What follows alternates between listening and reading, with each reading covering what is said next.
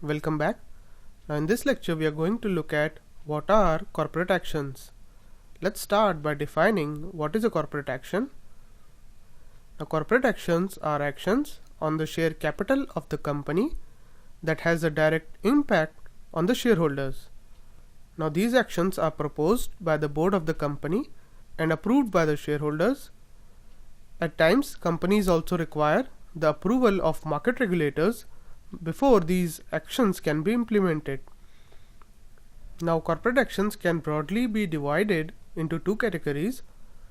The first category is one where the company shares the surplus profits of the company by paying dividends or buybacks, which are also known as share repurchases.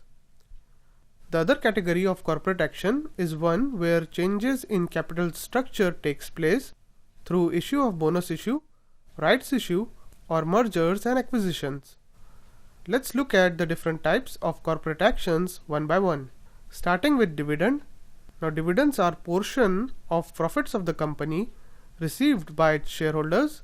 Now a company may declare dividends more than once in a financial year, but they are allowed to declare dividends only out of the profit and loss account of the company and the profits of the year in which the dividend is being paid. So a loss-making company cannot declare a dividend. In case of the dividend, it is the board of the company who recommends the dividend, and this dividend requires further approval from the shareholders of the company. The next corporate action we'll look at is buyback or share repurchase.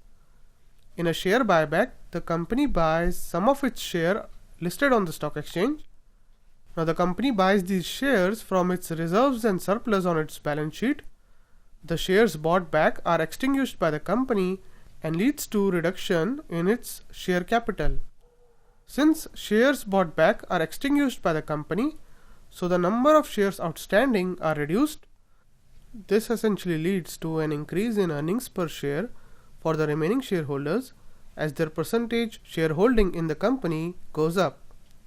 In order to be eligible for share buyback, the company should not have defaulted on interest payment, loan repayment, or dividends. Now the next corporate action we'll look at is a bonus issue. A bonus issue of shares is made to the existing shareholders of the company. As part of the bonus issue, the existing shareholders receive new shares in a certain proportion at no extra cost.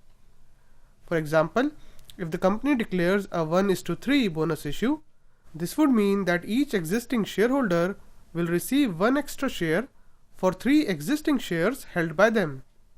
A company is eligible for bonus issue only if it has not defaulted on its interest payment or dividend payment or loan repayments.